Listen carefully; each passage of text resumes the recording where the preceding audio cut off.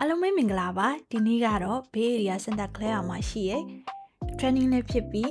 အရင်လေးတောက်လို့ကောင်းတဲ့မဆုမချဆိုင်လေးကိုရောက်နေတာလို့ဖြစ်ပါတယ်ရှင်အချိန်မှာဆိုလို့ရှိရင်မချကိုအဓိကရောင်းတော့မလို့မချ drink တွေအပြင်မချ ice cream တွေကလည်း level မျိုးမျိုးနဲ့ရှိပါတယ်အေးထဲမှာဆိုလို့ရှိရင်မချကိုတခြား flavor မျိုးစုံနဲ့လည်းရပါသေးတယ်အဲ့ဒီထဲမှာဆူဆူက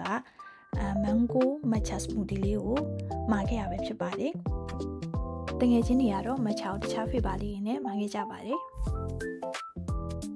ပြီးတော့ဆိုင်မှာမချအမုတ်လေးတွေကိုတောင်းနေရတွေ့လို့ဘူးလေးတွေအရင်လာနဲ့ဗီဒီယိုလေးရိုက်ခဲ့ပါသေးတယ်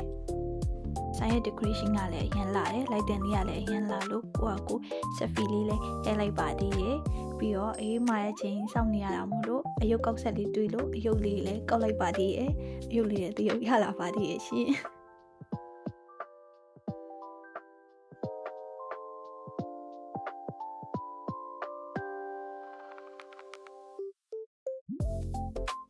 အခုဆိုလို့ရှိရင်မှာထားတဲ့အေးအေးလေးရပါပြီဒါကတော့စူးစူးမှာထားတဲ့ mango matcha smoothie လေးဖြစ်ပါတယ်အမြင်လေးနဲ့တည်းအရင်တောက်ချင်နေပါပြီအရသာလည်းတော်တော်လေးကောင်းပါတယ်အချိန်ရှိလို့ရှိရင်တွားပြီးတော့မှတောက်ကြည့်ဖို့အတွက် recommend ပေးပါတယ်အားလုံးပဲအဆုံးထိကြည့်ပြီးလို့ကျေးဇူးတင်ပါတယ်အားလုံးပဲ bye bye